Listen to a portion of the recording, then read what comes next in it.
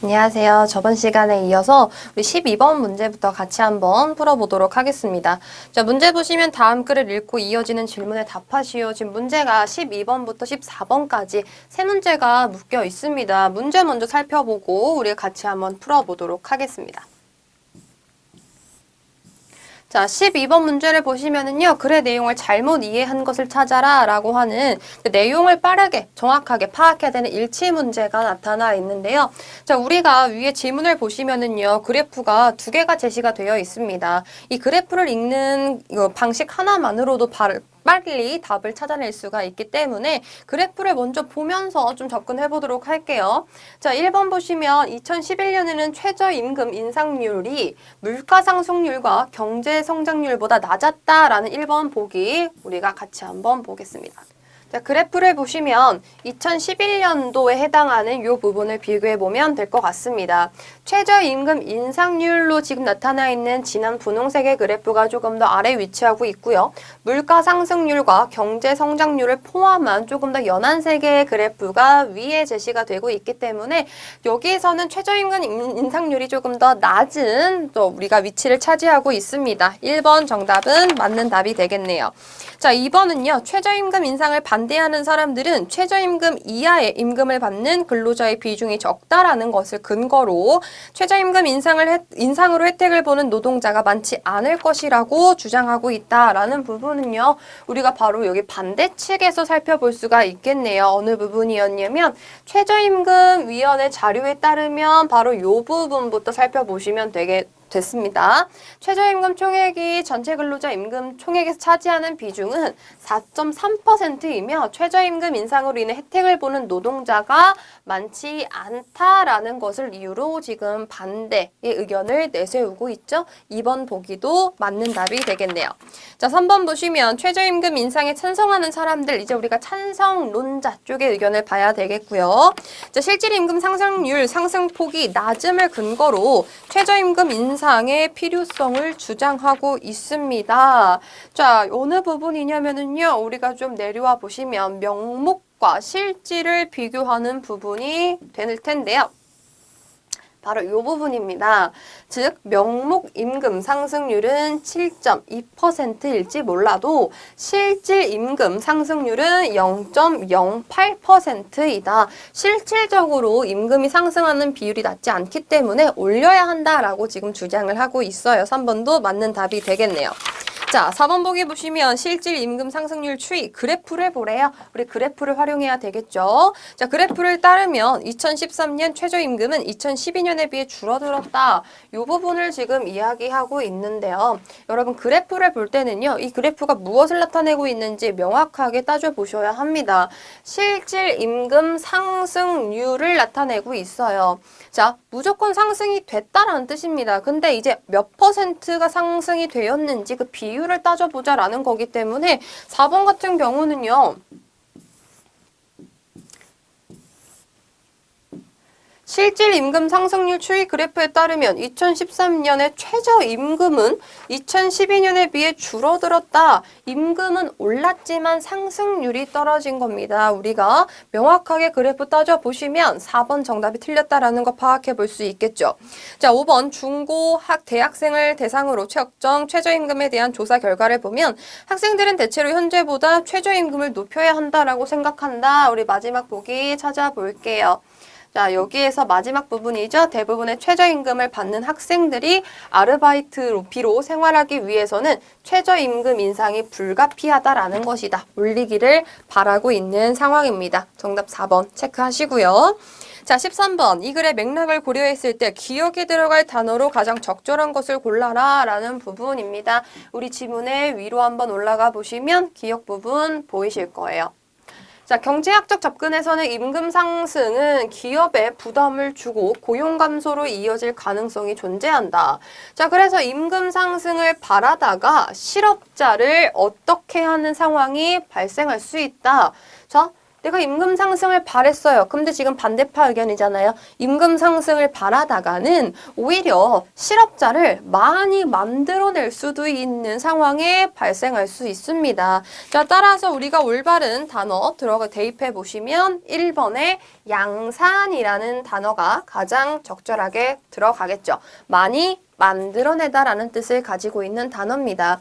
자, 다른 단어 같이 비교해 보시면은요. 다른 단어보다 여러분이 조금 헷갈리실 법한 게 바로 3번의 초래라는 단어가 보이고 있는데 초래는요. 어떠한 원인 때문에 어떠한 결과를 가지고 오다라는 때 쓰이는 단어로 사용되고 있는데 여기서 초래라는 단어가 들어가기에 좀 어색한 이유는요. 임금 상승을 바라다가 원했던 거예요. 그러니까 실질적으로 이루어진 것이 아직 아니기 때문에 이게 원인과 결과로 작용하기는 조금 아직 어색한 억지스러운 감이 있겠죠. 따라서 1번 양산을 골라주는 게 가장 적절한 정답이 되겠습니다. 자, 14번 문제 보시면은요. 다음에 제시된 자료가 윗글에서 설명하고 있는 초, 중, 고 대학생을 대상으로 최저임금 조사라고 할 때 이에 대한 판단으로 옳은 것만을 골라 묶은 것을 골라라 찾아보겠습니다. 자, 그런데 이미 우리가 하나 생각해 보셔야 할 부분은요. 지금 조사 대상의 대표성을 한번 따져보셔야 합니다. 최저임금과 관련된 말 그대로 그 어떤 노동에 대한 대가를 받는 부분에서는요. 비율을 따져보자면 초, 중, 고, 대학생, 학생들보다는 아무래도 성인 이상의 사람들이 많은 퍼센테이지를 차지하고 있겠죠. 자, 그래서 이 표본이 과연 대표성을 가지고 있을까라고 하는 부분에 대해서는 충분히 염두에 보셔야 될 것입니다. 자, 그래서 가를 보시면 자, 표본이 국민의 최저임금 인상에 대한 의견을 반영할 정도로 대표성을 갖고 있지 못하는 상황이죠. 전체 국민을 대표할 수는 없어요. 학생들이기 때문에 일을 하는 그런 부류 중에서도 상당히 좀 소수에 들어갈 수밖에 없겠죠. 가에서는 맞는 답이 되겠네요. 자, 그 다음에 수도권에 거주하고 있는 학생들은 최저임금이 더 높은 폭으로 인상되어야 한다고 보았다. 자, 그러면 우리 수도권 비교해 보도록 하겠습니다. 자, 우리가 수도권이라고 이야기를 하면은요, 서울, 경기를 묶어서 이야기를 하게 돼요. 여기 있는 요 숫자들을 비교해 보시면 되겠고요. 자, 그리고 다른 학생들, 우리 다른 지역의 학생들을 비교해 보시면 8,726 가장 높은 숫자를 가지고 있는 대구와 경북의 수치도 8,794로 보이고 있네요. 이 두 가지만 비교를 해봤을 때도 수도권이 훨씬 더 높은 폭으로 올라야 한다라고 생각을 했습니다. 자, 그리고 나서 우리가 학력을 비교해 보면은요, 고졸 이하의 학생들은 최저임금이 더 높은 폭으로 인상되어야 한다고 생각한다. 자, 고졸 이하의 학생들, 우리 중고등학생으로 묶여있는 8,686입니다. 자, 그리고 대학생, 대학원생 8,647이죠. 이쪽이 더 높은 수치를 가지고 있네요. 더 높은 폭으로 인상되어야 한다라고 보았기 때문에 자, 결론적으로는 가나다 전부 다 옳은 이야기를 하고 있죠. 자, 다음 문제 보도록 하겠습니다. 자, 인간의 발달을 설명한 글이다. 다음 글의 내용과 일치하지 않는 것을 골라라 라는 문제 제시가 되어 있고요. 역시나 우리 거꾸로 한번 찾아가 보도록 하겠습니다. 거꾸로 찾아갈 때 다시 한번 말씀을 드리지만 키워드를 찾아서 올라가시는 게 조금 더 시간을 단축하는 방법이다 라고 했습니다. 자, 1번 먼저 보도록 할게요. 시간의 경과에 따라 점진적인 발달을 거치지 않는 사람을 장애인으로 구분한다 라고 나타나 있어요. 자, 그러면 여기서 어떤 사람을 우리가 장애인이라고 우리가 지칭할 것이냐 라는 부분을 찾아야 하는데요. 자, 이 부분을 보시면 인간은 장애인이건 비장애인이건 남녀노소를 불구하고 속도는 일정하지 않지만 시간의 경과에 따라 발전이 점진적이고 계속적으로 변화한다라는 내용 나타나 있죠. 자, 근데 시간의 경과에 따라 점진적으로 발달을 거치지 않는다. 그런 사람이 장애인이다 라는 말 적절하게 연결되지 않았습니다. 1번이 바로 틀린 답이 나오네요. 이 지문 안에서는요, 어떠한 사람들을 우리가 장애인이라고 부르느냐라고 하는 게 서술되어 있지 않습니다. 라고 해서 1번 정답 바로 찾아주시면 되겠네요. 자, 그럼 나머지만 빠르게 한번 찾아보도록 하겠습니다. 25세부터 39세까지의 시기를 장년기라고 이야기를 한다라는 부분이네요. 자, 이 부분은 우리 장년기 나타나 있죠? 장년기는 25세부터 39세까지의 시기입니다. 라는 부분, 우리 2번 정답이 되겠고요. 자, 그 다음에 3번. 대개 인간의 발달은 이전의 단계보다 높은 차원의 다음 단계의 발달로 이어진다. 라는 부분 나타나 있습니다. 자, 이 부분이 나타날 수가 있겠죠. 한 단계의 발달은 보다 높은 차원의 다음 단계 발달로 이어진다 라는 부분 3번 정답 찾았고요. 자, 그 다음에 4번. 인간은 연령이 증가할수록 신체적, 심리적, 사회적, 문화적 측면의 발달에 상호 관련성이 높아진다 라는 부분, 우리 상호 관련성 키워드 잡고 들어가시면 마지막에 보이게 되겠네요. 자, 이러한 인간의 발달의 원리를 상호 관련성이라고 이야기를 하면서 연령이 증가할수록 상호 관련성에 의한 영향을 많이 받게 된다라는 거 우리 4번 정답 찾았습니다. 자, 마지막 5번 보시면 인간의 발달은 전 생애에 걸쳐 이루어지게 된다라는 부분 조금만 위로 올라가 보시면은요, 바로 보실 수 있을 겁니다. 자, 인간은 수정에서부터 죽음에 이르기까지 시간의 경과에 따라 발생하는 규칙적이고 연속적인 변화를 이야기한다. 죽음에 이르기까지 계속 이어지고 있는 5번도 역시 맞는 답이 되겠네요. 16번부터 18번 문제로 넘어가 보도록 하겠습니다. 역시나 문제가 세 문제가 이어 붙어져 있는데 1번 먼저 보시면 내용일치 문제에 나타나 있습니다. 자, 낙태와 관련된 문제가 나타나 있고요. 1번에서는 독일에서는 본인 요청에 따른 임신 중절을 허용한다. 우리 독일 키워드 잡아볼게요. 자, 여성이 불법 낙태를 한 경우 현행 형법상 1년 이하의 징역에 처할 수 있다. 우리 현행 형법상 한번 찾아볼게요. 자, 우리나라에서 산모가 경제적으로 아이를 키울 능력이 안 되는 경우 경제성에 관련된 것들, 피임 도구를 사용하더라도 100% 피임은 불가능하다. 우리 숫자 관련된 것들도 찾아봐도 좀 더 쉬울 것 같아요. 낙태죄 폐지에 찬성하는 사람들은 낙태죄가 여성의 자기 결정권을 침해한다라고 주장한다. 이런 것들 가지고 우리 지문으로 올라가 보도록 하겠습니다. 자, 1번 먼저 볼게요. 독일이라는 거 우리 키워드 잡았었죠? 우리 독일 한번 살펴보시면 여기 위치하고 있네요. 자, 독일, 호주 어디 등에서는 사회 경제적 이유로 본인 요청에 의한 임신 중절을 허용한다라는 부분 우리 1번 정답 찾을 수 있겠고요. 자, 2번 여성이 불법 낙태를 한 경우 우리 현행형법상이라고 하는 거 나타나 있었습니다. 우리 여기서 볼 수 있겠네요. 현행형법상 불법 낙태를 한 여성은 1년 이하의 징역 나타나 있어요. 우리 2번 정답 찾았네요. 자, 3번. 우리 아까 뭐였냐면은 경제성이라고 하는 게 있었습니다. 자, 여기 보시면 또한 현행 낙태죄는 여성의 건강을 해치거나 사회적, 경제적으로 이를 키울 여력이 안 되는 상황에서도 적용이 되기 때문에 적용된대요. 그러면 우리 3번이 틀린 정답이 되겠네요. 제한적으로 낙태를 허용한다라는 부분에 대해서는요, 언급은 되고 있지만 어떤 경우인지 정확하게 서술이 되고 있지 않습니다. 자, 그래서 적용되고 있는 상황 3번이 틀린 정답이 되겠고, 피임 도구를 사용하더라도 100% 피임은 불가능하다라고 하는 부분은 조금 더 이어지네요. 콘돔이나 피임약으로 100% 피임을 할 수가 없습니다. 라는 부분 우리 4번 정답 찾아지겠고요. 마지막 5번 보시면 낙태죄 폐지에 찬성하는 사람들 우리 자기 결정권이라는 거 찾아 있었습니다. 자기 결정권 여기 보이고 있네요. 낙태죄 폐지를 주장하는 이들은 여성의 자기 결정권을 보장해야 된다.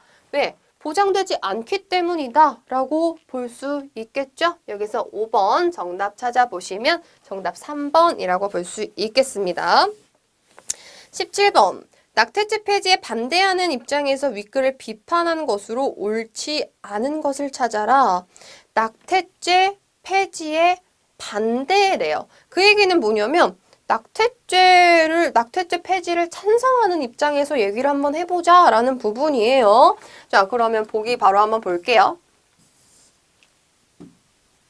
만약에 낙태죄 폐지를 하게 되면 이제 어떻게 될 것인가에 대한 부분인데요. 자, 1번 빈번한 낙태 남발로 인해서 여성에게 부작용이 우려가 된다라는 부분이죠. 낙태죄 폐지를 하면 안 돼라는 입장에 서 있는 사람이기 때문에 낙태죄를 찬성하는 입장이 무엇인가를 생각해보고 그에 이제 반대되는 입장을 이제 떠올려 보시면 좋을 것 같아요. 자, 만약에 하게 되면 나 싫은데 내 자기 결정권 침해하는데 빈번한 낙태 남발할 수 있겠죠. 자식은 부모의 소유물이 아니다. 낙태가 합법적이 되면 생명을 경시하는 풍조가 생길 수 있는 좀 윤리적인 부분이 작용할 수 있습니다. 낙태죄가 낙태를 원하지 않는 여성을 보호할 수 있는 법적 무기가 될 수 있다. 하나의 우리가 아까 계속 이야기했던 자기 결정권이라고 하는 걸 가지고 여성이 자기를 보호하는 무기가 될 수도 있습니다.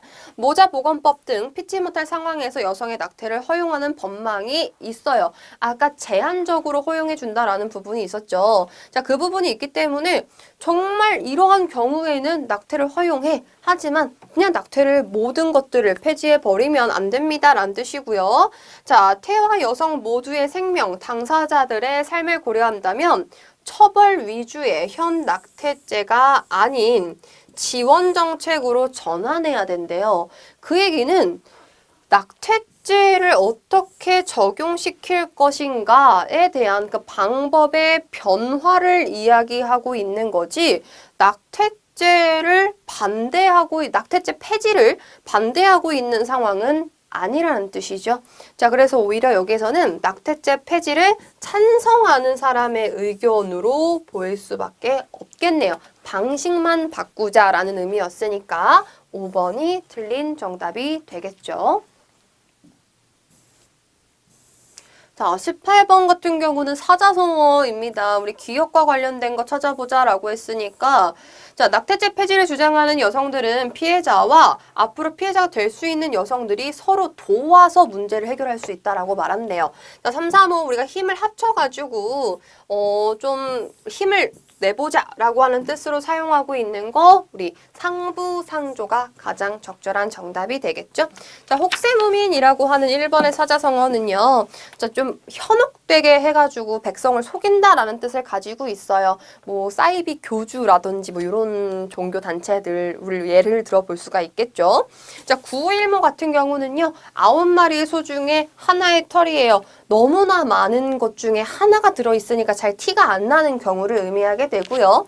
기호지세라고 하는 거는 호랑이를 타고 달리는 기세를 의미하게 됩니다. 중간에 도중에 멈출 수 없다라는 뜻의 사자성어로 볼 수 있으며 감탄고토 우리 달면 삼키고 쓰면 뱉는다라는 의미죠. 자기 입맛에 맞는 행동만 하고 그러한 사람들을 의미하는 사자성어가 되겠습니다. 자, 19번부터 21번 다음 글을 읽고 이어지는 질문에 답하시오 라고 하는 세 문제 같이 한번 보겠습니다.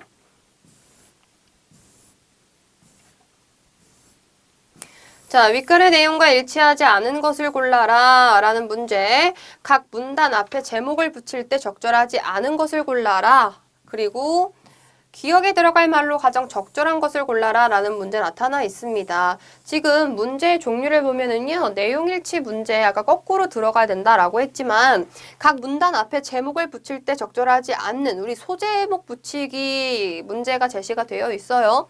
그 경우에는 이 윗글의 내용과 일치하지 않는 19번 문제를 풀면서 20번 문제를 같이 해결해 보는 것도 좋습니다. 한 문단씩 정리해 보는 방식인데요. 같이 한번 해보도록 할게요. 첫 번째, 변화에 대한 아리스토텔레스의 업적 나타나 있네요. 가는요. 고대 그리스 철학자들은 변화에 대해 많은 관심을 가졌습니다. 자, 그래서 많은 연구를 했는데 언제 했냐면 특히나 아리스토텔레스에 이르러서 학문적 성과를 이룰 수가 있었어요. 어떠한 자세한 성과라는 건 안 나타나 있지만 아리스토텔레스가 학문적 성과를 이룰 수 있었다라는 건 우리가 사실이기 때문에 가의 설명은 맞다라고 볼 수가 있겠네요. 자, 그 다음에 나로 내려가 보시면 변화에 대한 헤라클레이토스와 파르메니데스의 상반된 견해에 나타나 있습니다. 서로 다른 견해를 제시하고 있는 두 학자를 비교해보라 라고 나타나 있고요. 맨 처음에 나와 있는 헤라클레이토스는 모든 것은 항상 변화하고 있다 라고 믿었습니다. 자, 그리고 또 다른 우리가 학자를 찾아봐야 되겠죠. 어디 있냐면 여기 있네요. 반면 파르메니데스는 변화라는 현상 그 자체를 부정했다. 그러면 서로 상반된 이야기를 하고 있다라는 것도 맞게 들어갑니다.